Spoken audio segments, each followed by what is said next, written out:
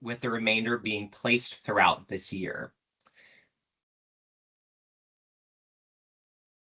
And good evening, everyone. My name is Chris Scruggs, and we're happy to have you with us this evening for our 16th CAP meeting focused on the University Boulevard area. This meeting is being recorded, and you'll find this evening's presentation along with that recording soon on our website, purplelinemd.com. We are also informing all attendees tonight that the use of AI-powered tools, including transcription, summarization, or other similar features is prohibited by the Maryland Department of Transportation for all virtual meetings, such as our Microsoft Teams meeting tonight. Please be assured this presentation will be available to view on the Purple Line website as soon as possible, along with responses to questions that are answered tonight. For those of you who would like a live translation, Microsoft Teams can translate this evening's comments into a number of languages, including Spanish, Arabic, Chinese, French, and many others. Instructions for seeing live translations are being placed in the chat section of this video. Stephanie, a member of our communications and outreach team, will now relay this information to you in Spanish. Stephanie?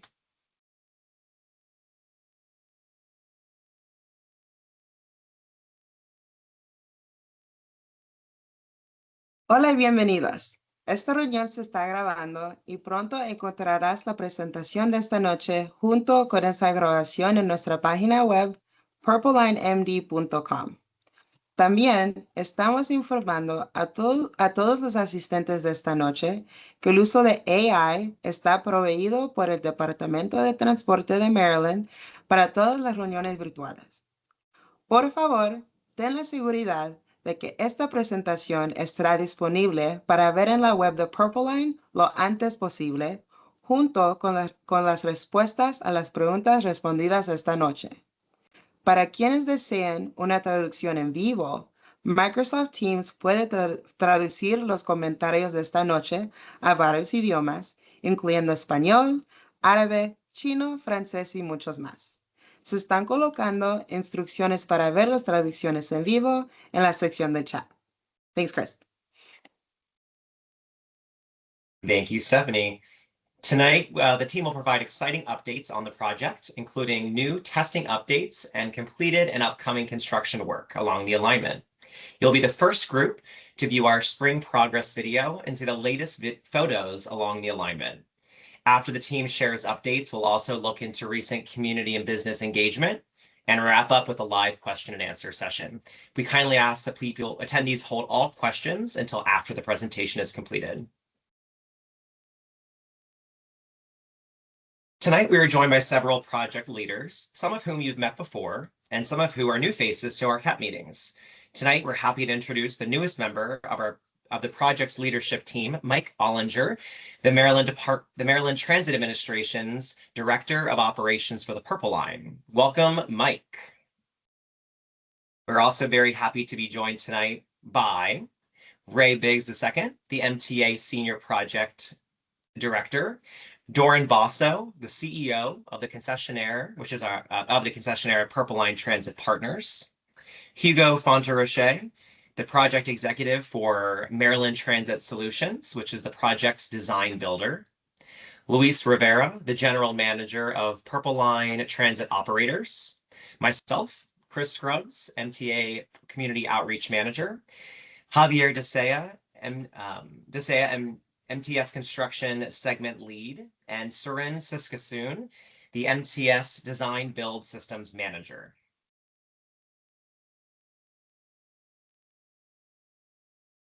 Tonight, we'll cover the segment of the Purple Line alignment that includes the following stations: Tacoma-Langley, Riggs Road, and Adelphi Road UMGC-UMD station. With that, please let me introduce our Senior Project Director, Ray Biggs II. Ray? Thank you, Chris. Good evening, everyone, and thank you for being here. Tonight, you're getting a first look at our Spring 2026 progress video. It has been incredible to see the project transforming over the last year, and now having our light rail vehicles in motion on the eastern side of the alignment is a major milestone for all of us to really celebrate. The video highlights the hard work, but it also focuses on the people. We wanted to share stories that show exactly how this project connects our communities together, across both Montgomery and Prince George's counties and beyond. So Chris, let's go ahead and play the video.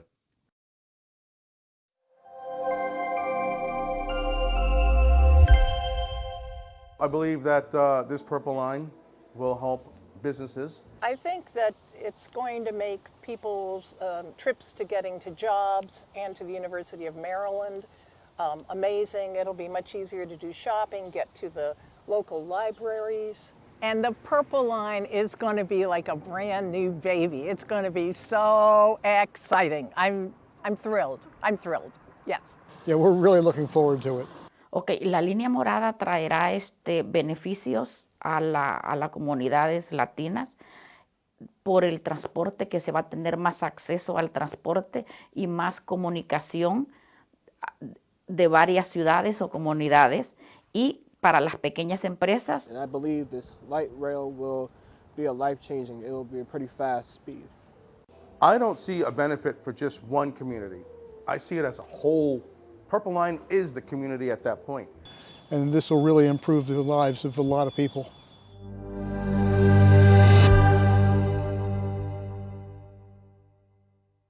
Across the Purple Line corridor from the eastern terminus in New Carrollton to the west side in Bethesda, the Purple Line is now in motion. Once it used to be a segmented construction site, and now it is a full alignment connecting communities across Prince George's County and Montgomery County.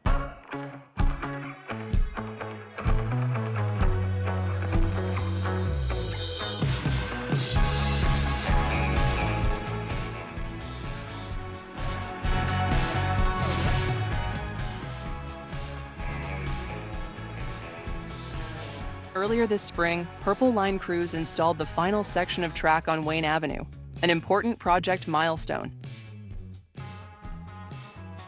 With the rails now in place, the project shifts focus toward the systems that power and operate the Purple Line.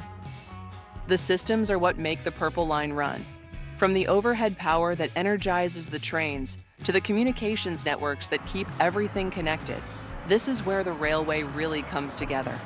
More than 1,000 live feed cameras, thousands of sensors, and integrated traffic control devices are being installed along the corridor.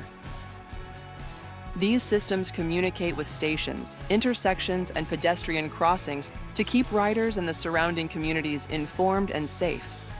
Once testing is complete, operators in the control center will be able to see every light rail vehicle in real time and monitor activity across the entire system.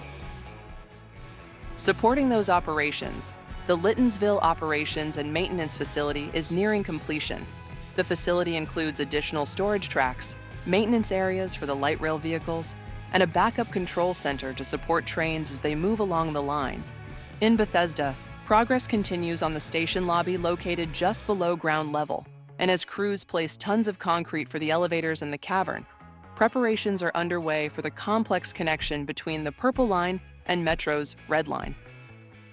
Work is also advancing on the Capitol Crescent Trail, where crews are constructing new retaining walls, installing drainage, and beginning paving operations between Bethesda and Silver Spring. Across the corridor, crews are also completing sidewalks, driveways, and other finishing touches that reconnect neighborhoods and restore the streets surrounding the new line. Inside the Plymouth Tunnel, track installation is complete, and crews are now installing the overhead wiring that will power trains through the tunnel. With spring growth, the project's corridor will be turning green as crews plant thousands of trees and other landscaping elements along the alignment, restoring the corridor and enhancing the communities along the line. Through the University of Maryland and Prince George's County, heavy construction is giving way to finishing crews and the installation of complex systems and utilities. The elevated station in Riverdale now has elevators and stairs in place, signaling its readiness to begin serving the public. At the Purple Line's eastern terminus, crews are also applying final finishes, and construction along Ellen Road is nearing completion. Meanwhile, system testing continues along the Purple Line. Light rail vehicles have already traveled from New Carrollton to the University of Maryland campus, and testing will continue along the entire corridor in the months ahead. Testing typically takes place at night and is supported by maintenance of traffic teams and local police directing traffic to help keep everyone safe.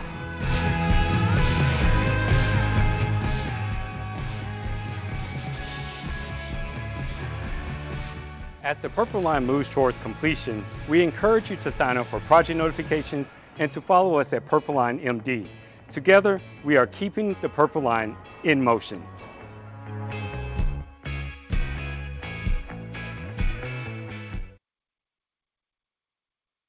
All right, thanks, Chris. Here you can see that construction has progressed to 88% complete. The project has celebrated many milestones over the years, including the beginning of testing of the light rail vehicles on the test track back in March of 2025. In fall of 2025, the delivery of all 28 light rail vehicles to the Glen Ridge Operation and Maintenance Facility on Veterans Parkway. And in the coming weeks, completing the final remaining section of track installation near Silver Spring, which will mark the completion of all track installed across the alignment. Tonight, you will see and hear more details about the expansion of live wire testing around Riverdale Park and College Park, and where the Purple Line will expand light rail vehicle testing throughout 2026. With that, I will turn it over to Seren to walk us through the testing and safety slides. So thanks, everyone. I'll see you at the end of the presentation. Seren, over to you. Thank you, Ray. Good evening, everyone. My name is Seren Sorgsun. I'm the systems manager for the Purple Line project, and I'm going to spend a few minutes talking about our test activities and our safety processes to ensure that our testing is safe and effective. Next slide, please. As Ray mentioned, we've recently tested through the University of Maryland area. It was an exciting time for us. It was an activity that took a great deal of planning, working in the university area, of course. Safety is paramount, and proper planning is, so that we don't disrupt the activities in the university area. Next slide, please. Much of our testing centers around the maintenance, the Glen Ridge Operations and Maintenance Facility. In this slide, you see our video board where we can see the entire alignment, the power, the train control system, all of our facilities. This is our main control center, and we have a backup control center over at the Littonsville Maintenance Facility. The LR, next slide, please. Go ahead. Our LRV, our light rail vehicles, we've delivered since November. All of our vehicles are on site. They're housed at the Glen Ridge Operations and Maintenance Facility. We have conducted extensive testing of our vehicles to achieve a major milestone for each one of our vehicles. That milestone we've designated that to be the initial acceptance of our light rail vehicles, and we've tested safety elements of the vehicles. We've tested the vehicles interface with the overhead catenary system, braking and propulsion at various speeds and loadings, as well as the vehicle's ability to communicate with the rest of the alignment and with the control center. Purple Line testing, testing of the newly completed rail and the overhead catenary systems, along with the onboard systems and the traffic signals, the gates. We are in the midst of testing currently, both statically and dynamically. Statically without a train, dynamically with the LRV. Looking at timelines, we started on our test track, adjacent to the Glen Ridge OMF facility. From there, we progressed to our test section 1, where we started in August of last year, test section 2 in November, and currently we're in the midst of testing in test sections 3. We plan for the spring of 2026 to move into 4, and sections 5, 6, and 7, the remainder of the alignment later on this year, 2026. Test section 3 is essentially from the College Park UMD station to the Adelphi Road station. There's a graphic of that segment of the line. As I mentioned earlier, testing there is ongoing. We've completed our live wire power testing in that area, and we're in the midst of completing our static train control testing, which will be followed shortly by dynamic train control testing in the university area. And then moving to our test section 4, which runs from the Adelphi Road station east to Tacoma Langley station. And testing there is expected to start this spring.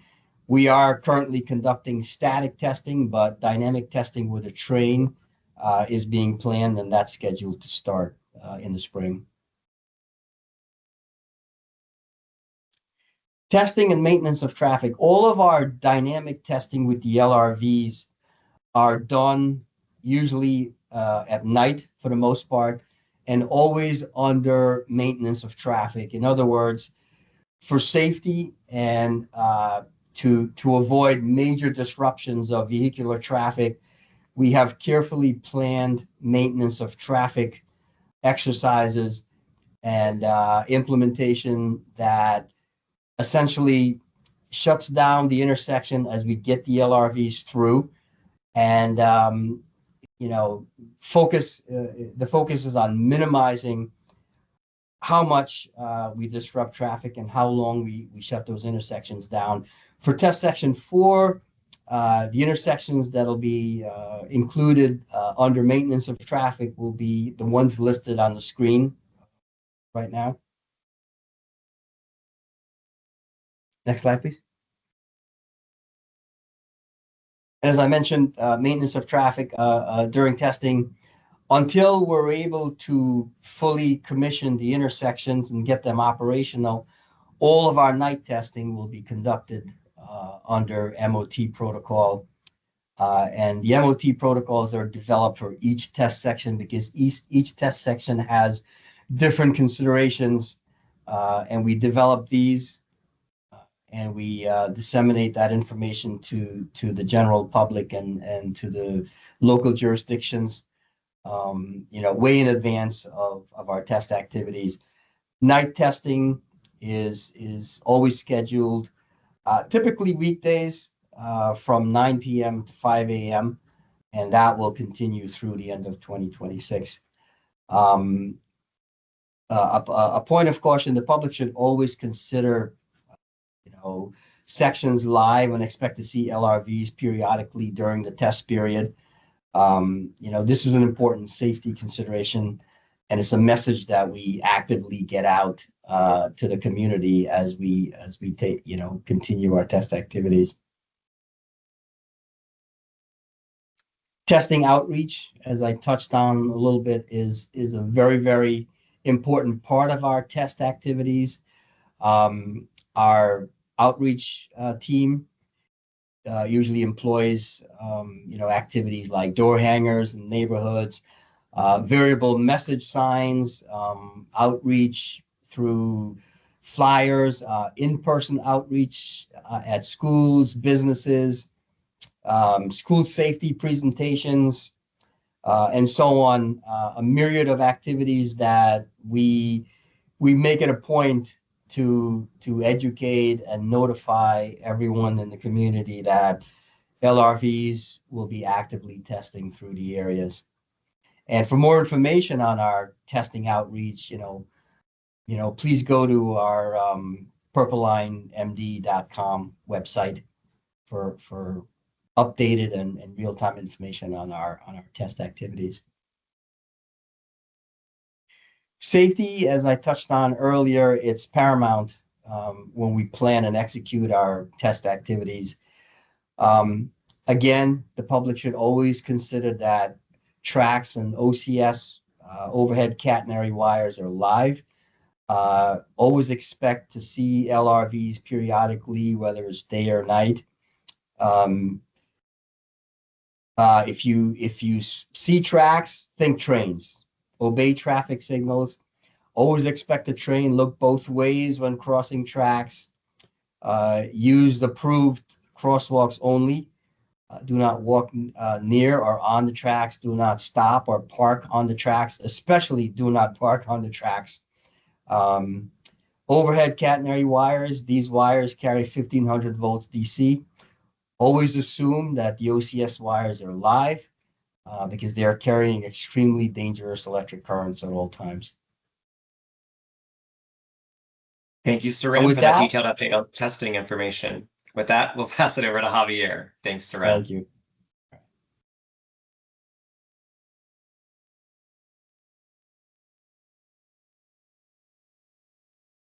All right. Good evening, everyone. So I'm going to be providing like the update for all construction activities that we have so far. We are seeing here like some slide 4 systems and signals that we're going to be working towards the different signage and the traffic signals in the whole intersection just to make sure that everything is working properly. Trying to go with the schedule that Suren was explaining before. So basically, we're just going to tackle every single part and intersection of the area.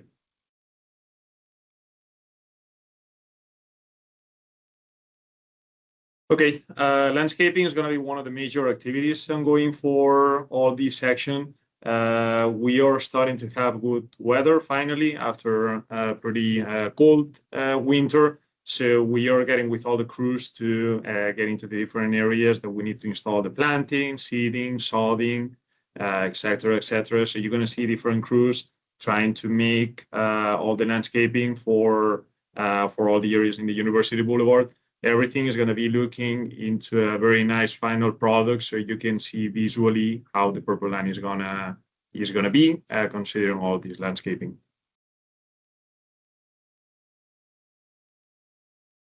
All right, for the Piney Branch station, right at the intersection University Boulevard and Piney, all the station itself, in terms of the structure, it's completed. You can see all the glassing actually from this picture. So everything is pretty much in the final configuration.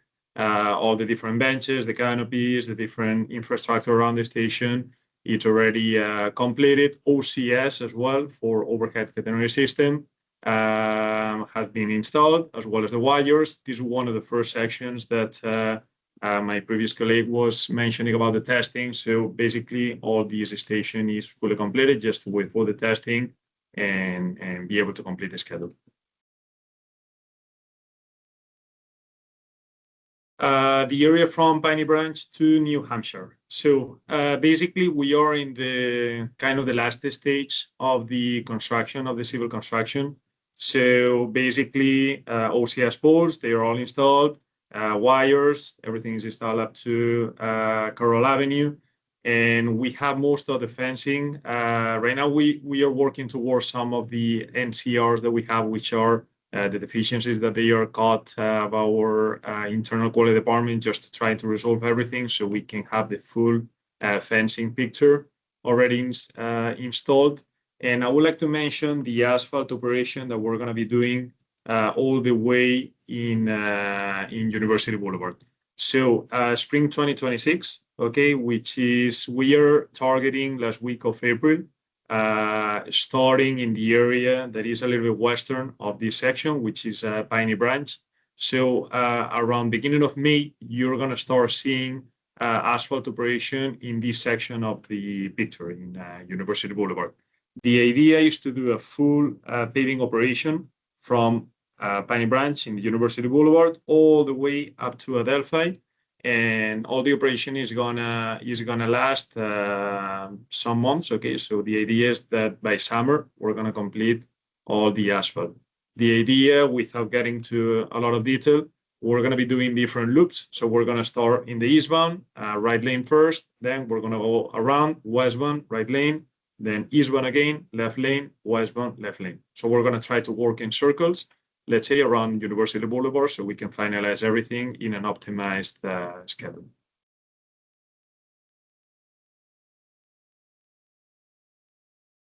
In this section, from Piney Branch to New Hampshire Avenue, is pretty much the same sequence of works. Okay, OCS completed, overhead completed, and the fencing. This is one of the sections that we are tackling some of the NCRs mostly, just trying to close all the gaps, but basically it's going to follow the same configuration as the previous one.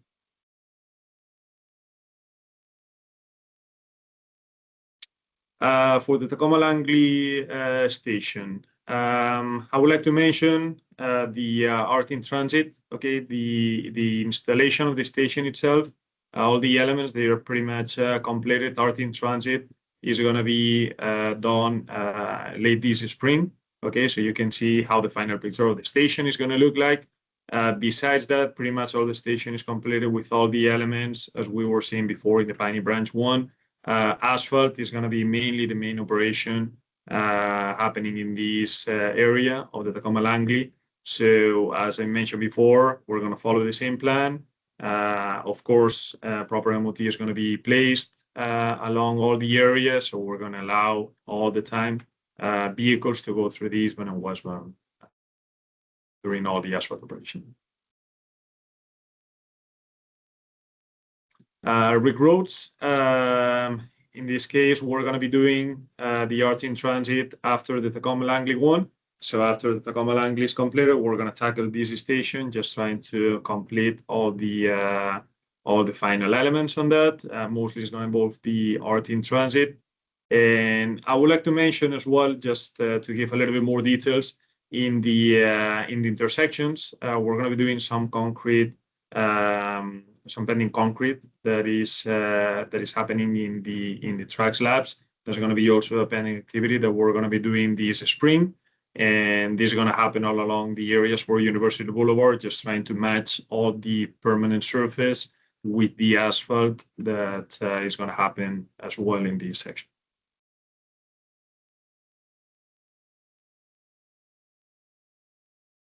Northwest Branch and all the bridges through the Anacostia River.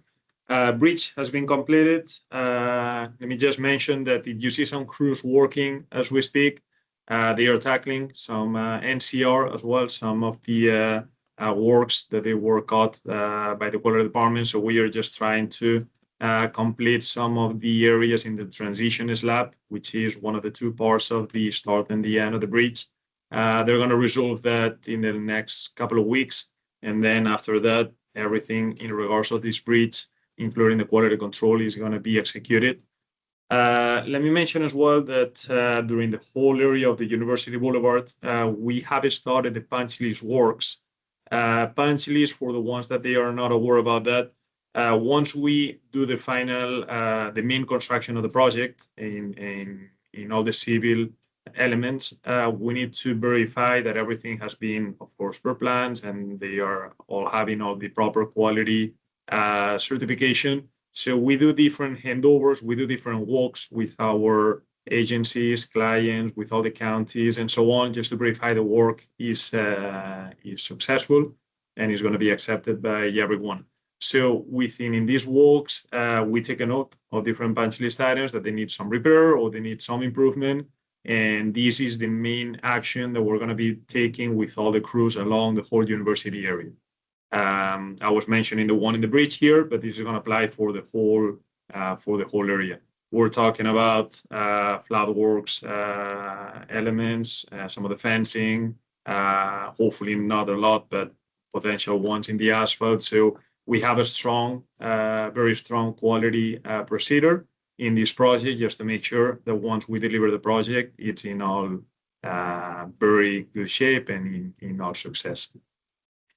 Stream restoration in this area is all completed as well. And as was mentioned before, landscaping, it's currently ongoing. There's going to be part of the spring campaign that we are having. So it's just going to be an ongoing activity. Intersection of University and Adelphi, all the paving in this section has been already completed. I think that's the biggest new of this intersection.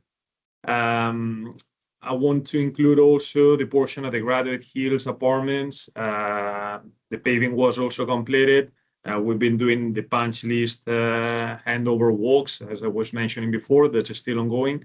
But in terms of final surface, everything is completed in the whole University Boulevard, Campus Drive, Adelphi, and Graduate Hills parking lot.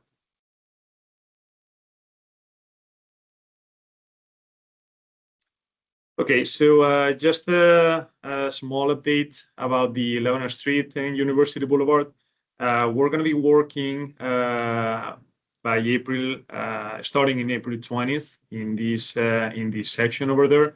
We're going to be doing some what we call updates in the tracks. This is related to the concrete section that I was explaining before. Basically, just applying some small concrete section that is going to tie with the asphalt and make a proper and nice surface. So we're going to be applying this MOT. You're going to see like all the proper pedestrian detours, so everything is safe. Everything is going to be, of course, like properly signed, and all MOT is safe.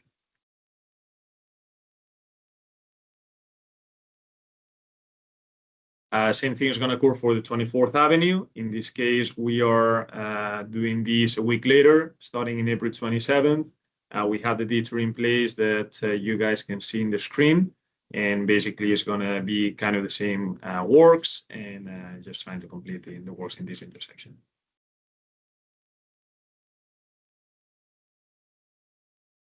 Next one, applied to the West Park Drive. Same concept. May 4th is the target date.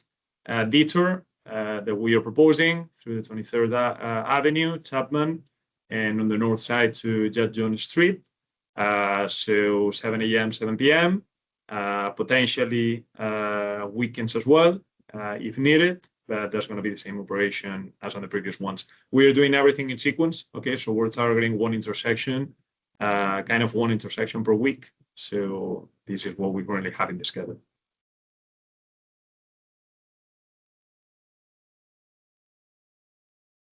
Piney and University Boulevard detour.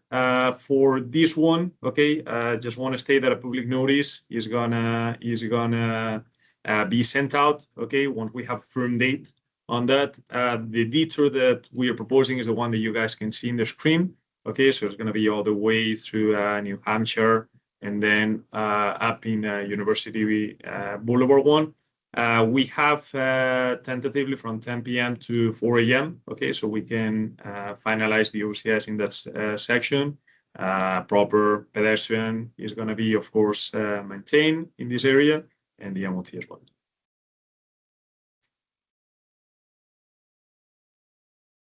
Okay, so let me just get through the next representative, Carla. Thank you, Javier. I'll take it from there. But appreciate it, Javier, for the update on the construction pieces. So let's move to the business engagement piece. Our Purple Line business relationship manager, Leslie Leith, works with the business engagement team along the alignment, alerting them to construction impacts and providing advanced notifications in both English and in Spanish. And you can see in the pictures here some of that business engagement we have with the communities. If we go to the next slide, this talks about the outreach and how it's aimed at minimizing disruption and maximizing awareness. Additionally, our team promotes businesses on our website, our monthly newsletter, and over all social media platforms. And I invite you to visit our YouTube channel to see some of the business spotlight videos that really showcase the businesses along the Purple Line. The Purple Line Small Business Grant Program, which is administered by the Secretary's Office of the Maryland Department of Transportation, has awarded a total of $2 million since 2025 to 180 small businesses. The application period for the second round will open on June 29th, and online applications are due by July 31st. The application period for the third round will open on October 12th, and online applications are due by November 17th. You can find more information and the application link on our website at purpleLineMD.com. I'm going to pass it over to Doran to talk about the rail grants, the Beyond the Rail grants. Thanks, Ray. Well, in addition to the business grants, we of course also have our community grant program. As it says here, we've awarded more than 36 grants totaling more than $100,000. So we really enjoy being a part of this community and would highlight that the most recent grant recipients right in this area nearby, Tacoma Park Cooperative Nursery School and Crossroads Community Food Bank, giving kind of cash for produce and enhancing that program of theirs. So really great causes. And if you are part of a community group also doing good work along the alignment, and particularly if you're in the area of education, environment, safety, we'd love to have a grant application from your organization. So you can go to the website and the resources tab and find our grant program and a very short application. And the next group, again, is due by May 30th, as you can see on your screen then. So please spread the word, and we hope that you'll participate in the next round. I will toss it back over to Chris. Thank you so much, Doran. Appreciate it. The outreach team is scheduled to attend or host 18 community events this year. Some of the upcoming spring and summer events for 2026 include the Crossroad Farmers Market, Montgomery Hills Street Festival, Maryland Day, Sweep the Creek, farmers markets on the University of Maryland campus, several school career days, pride events, trolley trail day, and national night out in both New Carrollton, Bethesda, and Silver Spring. For a full list of our events, you can see that on our website at purplelinemd.com. And as the project is entering its final year of major construction, we wanted to take a moment to share some high-level data of what our day-to-day conversations with community members and business owners, content engagement, and community meeting and event organization have looked like over the years. This includes more than 200 events and tours, more than 12,000 minutes of CAP meetings, over 24,000 inquiries, calls, and touch points resolved by the outreach and business engagement teams, and over 500,000 social media video views, culminating in over 1.4 million website views.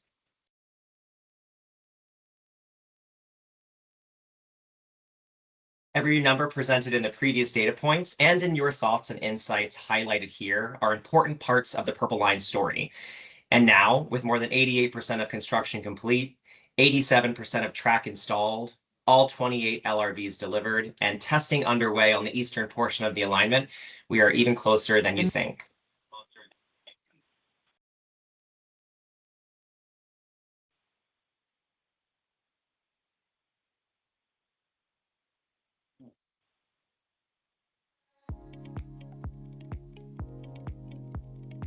At the Purple Line, community is at the heart of everything we do.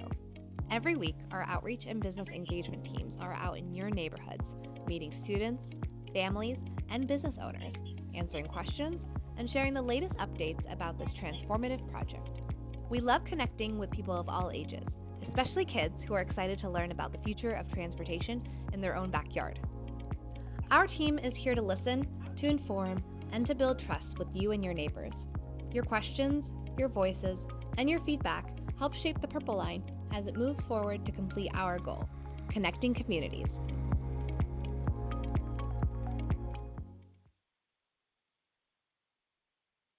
We encourage you to stay engaged and connected with us. If you are not already subscribed to construction updates or social media platforms, please subscribe below. As always, if you have any questions, our team can be reached by using the following email addresses on the slide and both hotline numbers in English and Spanish below. Now, before we open the meeting to any live questions, we just want to remind a couple different ways to ask questions. You can raise your hand using the Teams function on the application of Microsoft Teams. You can put your question in the chat, and we can answer them either of those ways. Now, I do want to start in the chat because I see we have a question. We have two questions, excuse me, from Mary. Mary asks, one, when will you remove the Jersey walls stacked up behind Value Village along University Boulevard? Javier, can I ask you to jump in and answer that one for us? Yes, let me provide the updates about a couple of ones so that it was stated before in the chat. So for the Jersey ones, we are still targeting to remove everything once all the construction activity is completed. So as I mentioned before, right now we are in the last phase that is gonna pretty much last for the asphalt, but we are just want to protect ourselves just in case we need to do something else in terms of the punch list. So once we have a clear picture on the proper date, we'll just start removing everything and cleaning all the yards that is going to be besides the fencing and the barriers, so everything can be reestablished in the original configuration. Thank you, Javier. While I have you, can I ask you to answer one more question here from Mary? When will University Boulevard be repaved? Yeah, starting, okay, the start of the operation for starting in the beginning of University Boulevard is going to be end of April. I would say during summer, okay, just a very broad statement, but during summer, everything is going to be paved in this section for University Boulevard and 23rd. Perfect. Thank you so much, Javier. Joel, I see you have your hand raised. We're going to jump over to a couple hands raised in the chat. Joel, if you want to ask your question, we'd love to hear it. Yes, had an additional question about the physical addresses on the station. I know Bethesda, Silver Spring, College Park, and McKeldin have already have the addresses from the metro stations. Are they going to have any physical addresses on the light rail? Ray, are you able to jump in and address this one? Question. When I ask this question, I can take Uber or Metro Access, and they would need the address so they can drop me off. Appreciate the question, Joel. I don't know if they haven't followed up on the fares. Have they determined how much it would cost? That's two. Thank you.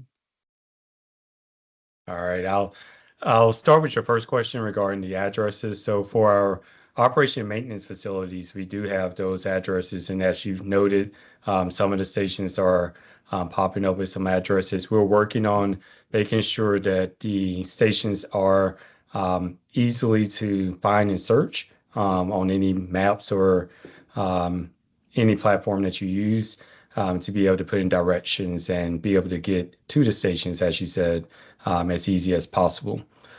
For the fares, those will be set closer to beginning of operations. And while it's still too early to share some exact rates, the Purple Line will be comparable to other systems in the area in order to maximize transit ridership and make it as easy for you to transfer from one mode to the next. We do expect that Purple Line validators will accept both Smart Trip and existing Charm cards. I had another comment. Unfortunately, last year for them Monday, I guess it was bad weather and I was sick. Hopefully this year I won't get sick, and hopefully it's a good day. Are you referring to University of Maryland Day? Yeah, Maryland Day, yeah. Yes. Looking forward to seeing you. I think that's what, next Saturday? Yes, so it's been an exciting time. Yeah, I couldn't find you guys the last time because they changed the location. Right. Chris, the one with Gavin Witherspoon was near the McKinley Library. The correct. next one was down by the Mellon Administration Building, the main building. Yes, I'm gonna have Chris come on to give some information on where we'll be located for Maryland Day on University of Maryland. So Chris, if you want to come back on. Yep, absolutely. Thanks, Ray. And Joel, yeah, we will absolutely share that information with you. This year for Maryland Day, the location is still being confirmed. Last minute details are still being confirmed, but as soon as we have them, the specific location, we'll be sure to share that out. But that is on Saturday, April 25th. That takes place on the University of Maryland's campus, and we are there all day long, interacting with community members, students, and we are excited to see each and every person who shows up. We have some exciting safety-related swag to share with the community, and it's an interactive opportunity. So we're excited to see you all there, and I'll share that information, Joel, with you as soon as I have the location confirmed. Before we do it the last time, it was done by the administration building, the main building. On Regis Drive. It's around the mall of the campus, correct? So we'll share that information with you as soon as we have it. I think it's Regis Drive by the administration building, the main building. We'll confirm the space with us. That 1 year. I understand. We'll confirm the space with you. All right, thank you. Thank you, Joel. I see a question in the chat, but it looks like this was answered. Ray answered the question about the cost of the Purple Line, to use the Purple Line to ride. So Teresa, hopefully that answered your question. I don't see any other hands raised, but if you have a question, we welcome you to raise your hand and ask your question to the project leadership team, or place it in the chat, and we would be happy to answer it for you as well. And if you don't have your question right now, but you think of one, you're also always welcome to email us at outreach@purplelinemd.com if you think of one later, or you can always call us on the hotline as well. I do see one more question here from Sarah. It's about the business grants. Give me one quick second here. I applied for a business grant, round one of the business grant, took over a family business. Is there a possibility I could be approved for the Purple Line grant as a new business for 2025 if I had shared documents that showed an authorized takeover? Ray or Leslie, do we have anybody who can answer this specific business grant question? I think that's a very specific question, but we can follow up and have someone follow up with you to make sure we get the correct answer to you for that. And I left the email. I left the email in the chat. Sarah, if you'd like to email that, we'll definitely get back to you tomorrow. Okay, thank you so much, Kat. And we will follow up with you, Sarah. Thank you so much for that. I do see another question from Mary in the chat asking about snow removal. Explaining how, can we ask, can the project explain how the plan is to remove snow along the alignment and where it will be stored in the future of heavy snowfall events? Let me chime in for the construction aspect when this is not happen. So Mary, fully aware about the big issue that we have with the snow. So I think everybody saw that overall it was a combination between freezing rain and snow that it was extremely difficult to remove everything. When this snow event happened, actually we doubled the size of the maintenance crews that they were taking over. Just to make sure that everything was part of, all the roads were in proper conditions. We did several procedures. Some of it was removed by hand, some of it was removed with different equipment as well. SHA and the counties are part of the maintenance of all the roads, that they were putting some resources as well. So it's been a combination of everyone just trying to do their best, removing everything. For the future, there's going to be a plan set up with the specific owners of every single section, just to make sure that all the snow can be removed in advance. The event of this year, I think, has been extremely difficult on everyone.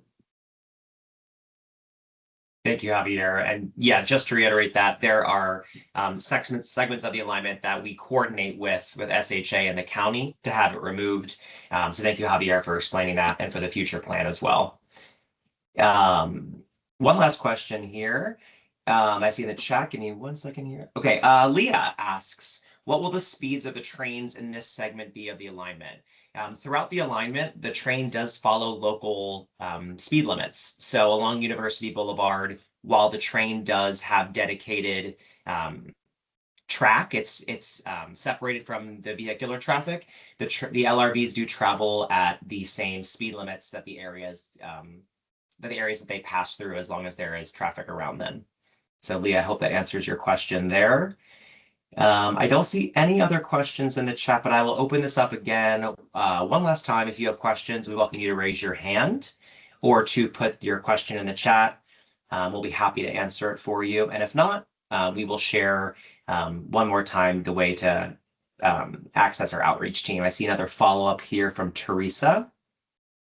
What sort of outreach efforts are being made for older residents? I have heard that older residents are confused with changing bus routes. Very understandable. I'll take part of the outreach question, and then I can ask Ray maybe to step in here too. Outreach efforts, we try to cast a very wide net to meet people where they're at, whether that's, different age groups or different segments of the alignment. So whether that's door hangers or providing paper copies of testing information or safety information to front desks of apartment buildings or complexes, public libraries. This is definitely a point that I will definitely take back and speak with the team about, and to increase efforts for that. But specifically related to bus routes, that's a coordination effort with either Ride On in Montgomery County or the bus in Prince George's County that we can take a look at. Ray, do you have anything you want to add to that? Yes, I'll just add that coordination does happen. So we, whenever we're doing construction and we're affecting a bus route, we do coordinate with the different local jurisdictions and try and ensure that the communication and outreach on their side is happening regarding those changes in the routes. Now, looking towards the future, if that's where the question is asking too, we're also coordinating on that piece, as there are bus routes that run along on a Purple Line, so that all of the riders and the communities know exactly where the bus routes are, the bus stops, and also the permanent spots for the Purple Line if you transfer on and off from the buses to the Purple Line. Thank you, Ray. And I will just jump into the chat one more, Joel has his hand raised for a question. Joel, do you have another question we can answer for you? Comment, there were two providers,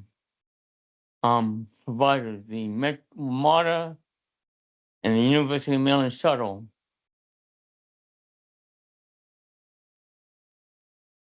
You going to include those two carriers, the University of Maryland and MARTA?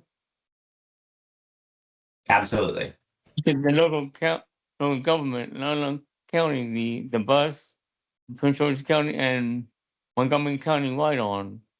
You didn't add those other two, the University of Maryland shuttle bus and the MARTA. That's correct. So it's all of the bus lines. The shuttle, that's a great point, because the University of Maryland shuttle bus goes right down Campus Drive, but we have a very good relationship with the University of Maryland coordinating on those pieces too, given that we expect a lot of ridership from the University of Maryland on Purple Line, so coordinating on those pieces.